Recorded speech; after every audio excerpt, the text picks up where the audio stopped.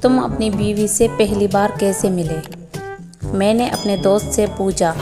دوست: کتے کی وجہ سے۔ کتے کی وجہ سے؟ میں نے حیران ہو کر کہا۔ دوست: ہاں، کتے کی وجہ سے۔ میں اپنے کتے کو لے کر عصر کے بعد پارک میں سیر کے لیے جا رہا تھا۔ وہ راستے میں ملی، مجھ سے پوچھا کتا بھیجو گے؟ میں نے کہا نہیں۔ تھوڑی دیر ہم میں گفتگو ہوئی، ایک دوسرے کے موبائل نمبر ہم نے لیے اور اپنے اپنے راستے چل دیے۔ شاہ وشے پھر ہم روزانہ فون پر گفتگو کرتے۔ وہ مجھ سے کتے کے بارے میں پوچھتی، اسے وہ بہت پسند تھا۔ ایک دن ہم نے فیصلہ کیا کہ ہم شادی کر لیتے ہیں، اس طرح کتا ہم دونوں کا ہو جائے گا۔ چنانچہ ہم نے شادی کر لی۔ چند سال گزر گئے، اس دوران ہمارے ہاں ایک بیٹا اور ایک بیٹی بھی ہوئی۔